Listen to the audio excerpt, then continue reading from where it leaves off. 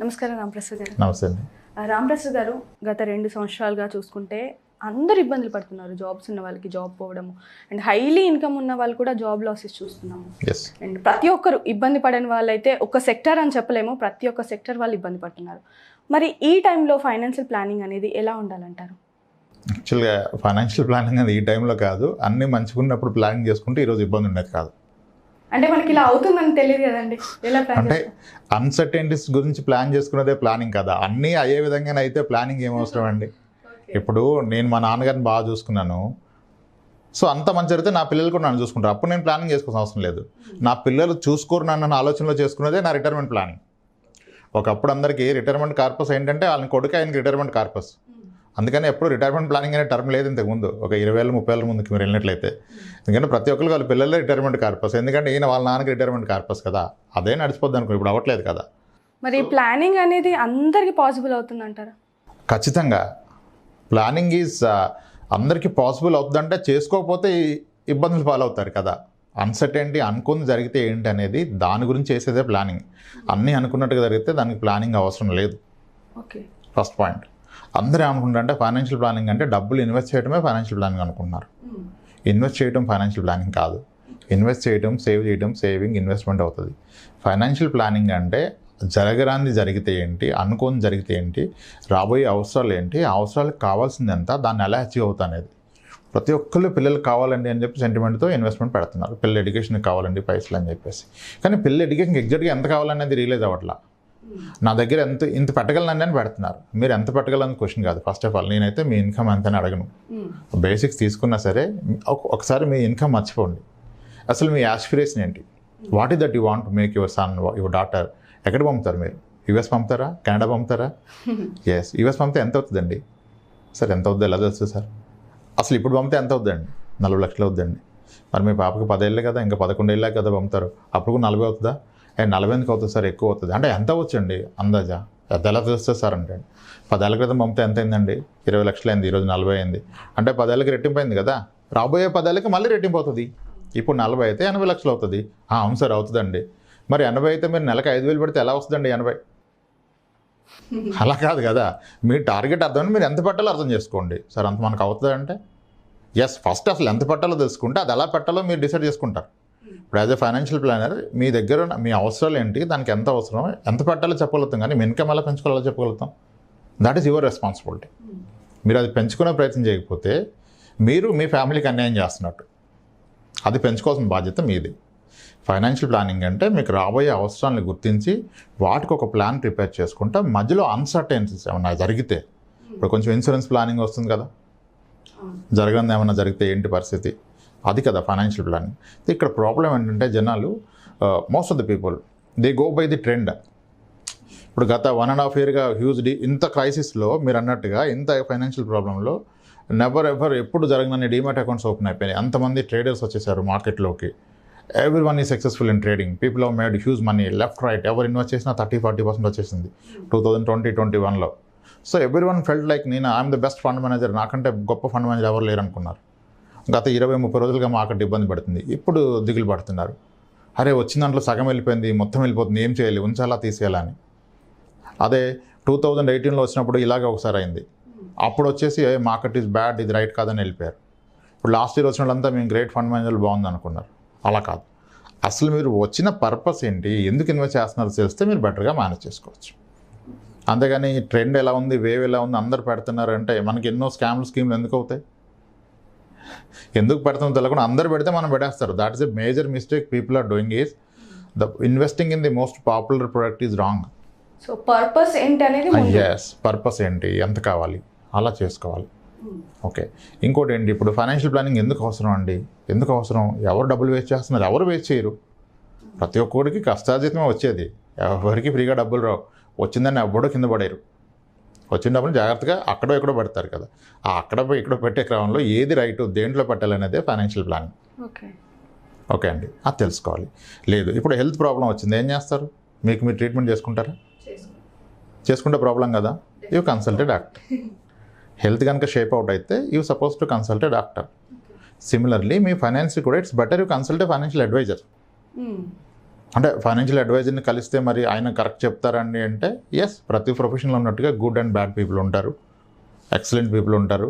That is your role to identify who is the best financial adviser. ఆయన మీరు కలిసి తీసుకుంటే డెఫినెట్గా మీ మనీని మీరు మేనేజ్ చేసేటప్పుడు ఎమోషన్ బాగా ఇన్వాల్వ్ అవుతుంది. మీ మనీని ఒక ప్రొఫెషనల్ మేనేజ్ చేసినప్పుడు అది బెటర్ మేనేజ్మెంట్ ఉంటుంది. మనకు తెలుగులో ఒక మూవీ ఉంటుంది శంకర్ దాదా ఎంబీబీఎస్ అని. దాంట్లో ఆయన డాక్టర్ చెప్తారు, so I'm the best surgeon in the country, but when it comes to operating my own daughter నా హ్యాండ్ షేక్ అవుతుంది అంటాడు. ఒక ఎమోషన్ వస్తుంది. అంటే you can't manage your money because me emotion చెప్తుంది అందరికి రిటర్న్ వచ్చేస్తుంది అక్కడికి వెళ్ళిపోని. అప్పుడు ఇక్కడ దాకా ఉన్న ప్లాన్ డిస్టర్బ్ అక్కడికి వెళ్ళిపోతారు. So that's where financial plan is needed. So మరి ఎలా చేయాలంటారు ఈ ఫైనాన్షియల్ ప్లానింగ్ అనేది ఇలాంటి టైమ్స్ కోసం ముందుగానే? ముందుగానే ప్రెడిక్ట్ చేసుకోవాలి. ఇప్పుడు హెల్త్ ఇన్సూరెన్స్ ఎందుకు తీసుకోవాలి? అంతా బాగుంటే ఇన్సూరెన్సే అవసరం లేదు, ఏమైనా జరుగుతుందని తీసుకోవాలి. అలానే లైఫ్ ఇన్సూరెన్స్ ఎందుకు తీసుకోవాలి? లైఫ్ అంటే మనం మాట్లాడేది ప్యూర్ టర్మ్ లైఫ్ ఇన్సూరెన్స్ అంటాం. అంటే ఓన్లీ ఇన్ కేస్ డెత్ అయితేనే డబ్బులు వస్తాయి, లేకపోతే ఏమీ రావు. ఎందుకు తీసుకోవాలంటే సార్ మీకేమన్నా అయితే మీ ఇన్కమ్ ఆగిపోతే ఎలా సార్? మీకు ఇన్ని ఆశయాలు ఉన్నాయి, పాపని డాక్టర్ చేస్తాను, బాబుని యూఎస్ పంపిస్తానని. ఎస్, మీరు ఉంటే అన్నీ అయిపోతాయి, కానీ మీకేమన్నా అయితే ఎలా అవుతాయి? దాని కొరకు కదా ఇన్సూరెన్స్ తీసుకుంటారు. చెప్పి రాదు కదా. Yes, that's what financial planning. అన్సర్టైనిటీని హ్యాండిల్ చేసేది ఫైనాన్షియల్ ప్లానింగ్. మీ రిటైర్మెంట్ అంటే రిటైర్మెంట్ గురించి చేసేది ఫైనాన్షియల్ ప్లానింగ్. పిల్లలు హైయర్ ఎడ్యుకేషన్ అంటే వచ్చిన రోజు కంగారు పడిపోకూడదు. ఈరోజు హైయర్ ఎడ్యుకేషన్కి ఎంత అవుద్దో ఆలోచించుకోవాలి కదా. ఎలా తెలుస్తుంది అంటారు, ఎందుకు తెలియదు? అసలు ఎవిడెంట్ రైట్. ఇప్పుడు మీరు చదువుకున్నప్పుడు ఎంత అయింది, ఇప్పుడు ఎంత అవుతుంది, ఎంత తేడా ఉంది, అదే తేడా వస్తుంది కదా. సో అలా చేసుకుంది ఫైనాన్షియల్ ప్లానింగ్. ఫైనాన్షియల్ ప్లానింగ్ అంటే రాబోయే అవసరాలు ఏమేమి ఉన్నాయి, అది ఏ ఇయర్లో వస్తుంది, దానికి కావాల్సిన కార్పస్ ఎంత, ఆ కార్పస్ అక్యుములేట్ చేయడానికి నాకున్న ఆప్షన్స్ సార్, ఇన్వెస్ట్మెంట్ ఆప్షన్స్ ఏంటి, నేను దేంట్లో పెట్టాలి? ఒక ఎండోమెంట్ పాలసీలో పెట్టాలా, సుకన్య సమృద్ధి కట్టాలా, పీపీఎఫ్లో ఇన్వెస్ట్ చేయాలా, ఎన్పిఎస్లో ఇన్వెస్ట్ చేయాలా, అసలు వీటి ఫీచర్స్ ఏంటి, వీటిలో వచ్చే రిటర్న్స్ ఏంటి? ఇప్పుడు కొంతమంది పెడతారు పీపీఎఫ్లో ఇన్వెస్ట్ చేస్తాడు, పాపన్న అతనేమో సుకన్య సమృద్ధిలో పెడుతున్నాడు. ఈయనకి బాబున్నాడు, ఆయన చెప్పాడు ఈయనకి నేను సుకన్య సమృద్ధిలో పెడుతున్నాను, government scheme, safe and secured, నాకు గ్యారంటీగా వచ్చేస్తుంది రిటర్న్, మా పాప మ్యారేజ్ ఆ డబ్బులతో చేస్తా అంటాడు. That's good. ఈయనకేంటి, అరే నాకు పాప లేదు కదా అంటే, పాప లేకపోతే తప్ప, బాబుంటే మాత్రం ఏంటి నాకు ఆప్షన్ ఏంటని గూగుల్లో కొడతాడు. What is the guarantee return product compare to Sukanya Samriddhi? Answer Google వెంటనే చెప్పేస్తుంది, పీపీఎఫ్, పబ్లిక్ ప్రావిడెంట్ ఫండ్. అయితే పబ్లిక్ ప్రావిడెంట్ ఫండ్కి సుకన్య సమృద్ధి యోజనకి రిటర్న్స్లో స్లైట్ డిఫరెన్స్ ఉంటుంది. సుకన్య 7.06 ఇస్తే ఇది 7.1 ఇస్తుంది, సుకన్య 7.6 ఇస్తుంది. ఈయన పీపీఎఫ్లో పెడతాడు. కానీ ఈయన మిస్ అవుతున్న పాయింట్ ఏంటి, పీపీఎఫ్ అనేది 15 ఏళ్ళు లాకిన్. ఈయన బాబుకి ఆల్రెడీ 11 ఏళ్ళు ఉన్నాయి, 8 ఇయర్స్లో డబ్బులు కావాలి, మరి ఈయన పీపీఎఫ్లో పెడితే ఎలాగండి? మీరు జస్ట్ గూగుల్ చూసి చేస్తారు, అలా కాదు. అదే మీరు ఫైనాన్షియల్ ప్లాన్కి వెళ్తే ఆయన డిస్కస్ చేస్తాడు కదా, అసలు మీకున్న ఆప్షన్ ఏంటి, దాంట్లో ఉన్న ఛాలెంజెస్ ఏంటి, ఫీచర్స్ ఏంటి, లాక్-ఇన్ ఏంటి, ఎమర్జెన్సీలో డబ్బులు ఎలా తీసుకుంటారని. ఇప్పుడు ఇంకొక ఎగ్జాంపుల్ చెప్తాను. అలానే సిమిలర్గా పీపీఎఫ్ లాగా ఇంకొక మోస్ట్ పాపులర్ ఫైనాన్షియల్ ప్రోడక్ట్ ఉంది, ఎన్పిఎస్, నేషనల్ పెన్షన్ సిస్టమ్. అంటే this is a investment option design by government for the pension. Pension ఎందుకు డిజైన్ చేశారంటే సోషల్ సెక్యూరిటీ అనే ఒక కాన్సెప్ట్ ఉంటుంది. సోషల్ సెక్యూరిటీ అంటే పోస్ట్ రిటైర్మెంట్ గవర్నమెంట్ ఇచ్చే బెనిఫిట్ని సోషల్ సెక్యూరిటీ అంటారు. యూరోప్లో అది మన దగ్గర లేదు కనుక దానికి ఆల్టర్నేటివ్గా government has started something called NPS, national pension system. So దాంట్లో ఇన్వెస్ట్ చేయండి అంటుంది. ఇప్పుడు అందరూ గుడ్ కదా, గవర్నమెంట్ ఇచ్చింది, సేఫ్ కదా అని దూకేస్తున్నారు. ఫస్ట్ చాలామంది ఎందుకు పెడతారంటే ఎన్పిఎస్లో, ఈఎల్ఎస్ఎస్లో, పీపీఎఫ్లో ట్యాక్స్ సేవింగ్ కొరకు పెడతారు. ఇలా objective has become tax saving. Investment పెడుతూ దాని నుంచి ట్యాక్స్ సేవింగ్ తీసుకోవాలి, కానీ ట్యాక్స్ సేవింగ్ నుంచి ఇన్వెస్ట్మెంట్ పెట్టకూడదు కదా. డెఫినెట్గా ట్యాక్స్ సేవింగ్ ఇన్స్ట్రుమెంట్లో ఎన్పిఎస్ అండ్ ఈఎల్ఎస్ఎస్ అది గుడ్ ప్రొడక్ట్స్. బట్ ఎన్పిఎస్లో ఒక ఛాలెంజ్ ఉంది, people don't understand that.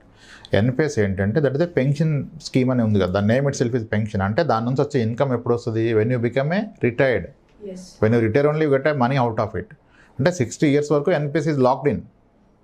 And another problem ఏంటంటే వన్స్ యూ రీచ్ 60 కూడా ఎన్పిఎస్లో ఫుల్ అమౌంట్ ఇవ్వరు. అప్పటి వరకు అక్యుములేట్ అయిన మనీలో 60% మీకు ఇస్తారు, రిమైనింగ్ 40ని మీరు ఏదన్నా ఇన్సూరెన్స్లో యాన్యుటీ ప్లాన్ కింద పెట్టి మంత్లీ పెన్షన్ లాగా తీసుకోవాలి. అయితే probably this is the right plan for the government employees అనుకోవచ్చు, ఎందుకంటే వాళ్ళకి 60 years వరకు job is secured, guaranteed income ఉంటుంది. కానీ ప్రైవేట్ సెక్టర్ అతను ఎన్పిఎస్ తీసుకుంటే even though it is a good product, though it is giving a tax saving, ఇతనికి ఒక 42 yearsలో జాబ్ పోయింది. ఇది అప్పటిదాకా పెట్టిన మేజర్ ఇన్వెస్ట్మెంట్ ఇది ఎన్పిఎస్. మరి మీకు అవసరం వస్తే మీకు డబ్బులు ఎక్కడి నుంచి వస్తాయి, మీరు ఎక్కడ ఇన్వెస్ట్ చేస్తే అక్కడ నుంచి తీసుకోవాలి. బట్ ఎన్పిఎస్ 60 ఏళ్ళ వరకు లాక్ ఇన్ ఉంది కదా, అప్పుడు that is of no use. NPS ఏమంటాడు 60 ఏళ్ళ వరకు వెయిట్ చేయమంటాడు, అప్పుడు ఇస్తే కూడా 20% ఇస్తాడు మీకు. సో అంటే అది అలా ఉంది. ఈ రోజు అయితే భోజనం పెట్టాను, 1 వీక్ ఆగు బిర్యానీ పెడతా అని చెప్తున్నాడు. వీడు అప్పటి వరకు తినకుండా ఉండలేడు కదా. సో కాబట్టి product is not bad, but which is suiting your requirement, which is fitting for your financial goal, that is most important. So Ramprasad గారు ఇన్ని చెప్పారు, సుకన్య సమృద్ధి యోజన అని, పీపీఎఫ్ అని, ఎన్పిఎస్ అని. మరి ఏది కరెక్ట్ అంటారు, దేంట్లో ఇన్వెస్ట్ చేస్తే బాగుంటుందండి? ఎస్, ఇది ఎలా అంటే అంటే ఇది చూసిన వీడియోనే, మీకు పాలు ఎంతసేపు మరగబట్టాలంటే దేని మీద డిపెండెంట్ అది? మీరు పాలను చేంజ్ చేయాలనుకుంటున్నారు, పెరుగు చేయాలనుకుంటున్నారా, టీ చేయాలనుకున్నారా, పన్నీర్ చేయాలనుకున్నారా, ప్రాసెస్ మారిపోతుంది. ఓకే. సిమిలర్లీ మీకు ఇన్వెస్ట్మెంట్ ఏ ప్రోడక్ట్ పెట్టాలంటే మీకు ఏం కావాలనుకున్నారు, ఎప్పుడు కావాలనుకున్నారు, ఎంత కావాలనుకుంటున్నారు. సో ఆ ప్రోడక్ట్ అనేది మీ టైం ఫ్రేమ్కి ఫిట్ అవ్వాలి, అండ్ దాంట్లో ఉన్న రిస్క్ని కానీ వాలటిలిటీని కానీ మీరు బేర్ చేయగలగాలి. At the same time me requirement fulfil చేయగలగాలి కదా. సో అందరికీ ఒక ట్యాబ్లెట్ వేయలేం, ఇది డోలో 650 కాదు. వాళ్ళ నీడ్స్ని బట్టి అబ్సల్యూట్లీ. సో అందుకనే ఫైనాన్షియల్ ప్లానింగ్ ఎందుకు ఇంపార్టెంట్ అంటే we should analyse their needs. అది మనం అనలైజ్ చేయాలంటే they should open up, they should start thinking about it. Okay, individual. అది ఒక జాయింట్గా కూర్చొని, it's only just a common discussion, involve అవుతూ we will jointly arrive at a solution. It's not the type escape something, no మీరు తీసుకోవాలి అని రాయటం కాదు అది. సో మీరు ఇన్వాల్వ్ అయ్యి మీరు ఫ్యూచర్ గురించి ఆలోచిస్తూ చేసినప్పుడు మీరు ఆ ప్రాపర్ ఫైనాన్షియల్ ప్లానింగ్ చేయగలుగుతారు, అన్ని అన్సర్టెన్స్ ఇన్ లైఫ్ మేనేజ్ చేయగలుగుతారు, అండ్ అట్లీస్ట్ కాన్ఫిడెంట్గా ఈ రోజు నిద్రపోగలుగుతారు. మీరు ఎంత అమౌంట్ పెట్టినా ఎందుకు పెడుతున్నారో ఎంత వస్తుందో తెలియకపోతే ఈ రోజు కూడా మీకు ప్రశాంతత ఉండదు. అసలు నేను చేస్తుంది కరెక్టా కాదా, ఇంత ఉంది కదా అంటారు. కొంతమందికి నెట్వర్త్ ఉంది, 5-6 కోట్ల ఆస్తులు ఉన్నాయి, ఆయన 40,000కి పని చేస్తున్నాడు, కానీ ఎక్కడో డిస్సాటిస్ఫాక్షన్, నేను ఇన్వెస్ట్మెంట్ సరిగా పెట్టట్లేదని. రియాలిటీ ఏంటి, అతను ఏం ఇన్వెస్ట్మెంట్ పెట్టాల్సిన అవసరం లేదు. ఆయనకున్న 6 కోట్ల ఆస్తుల్లో 1 కోటి రూపాయల ప్రాపర్టీ అమ్మితే కూతురు ఎడ్యుకేషన్ అయిపోద్ది, 1 crore అమ్మితే కొడుకు ఎడ్యుకేషన్ అయిపోద్ది, 4 కోట్లు ఆయనకి ఎక్కువ ఆయన రిటైర్మెంట్కి. He is already retired today, but ఆయన అర్థం చేసుకోక టెన్షన్ పడిపోతాడు, నేను 40,000 ఎక్కడ పెట్టాలని. నిజానికి ఏం చేయాలి, 40,000 ఖర్చు పెట్టుకుని ఎంజాయ్ చేయాలి. సో ఫైనాన్షియల్ ప్లానింగ్ అనేది more than security in the future, at least ఈ రోజు మీకు పీస్ ఆఫ్ మైండ్ ఇవ్వాలి, ప్రశాంతమైన నిద్ర ఇవ్వాలి. అలా ఫైనాన్షియల్ ప్లానింగ్ చేసుకోవాలండి. థ్యాంక్ యూ రాంప్రసాద్ గారు. రైట్ అండి, థ్యాంక్స్.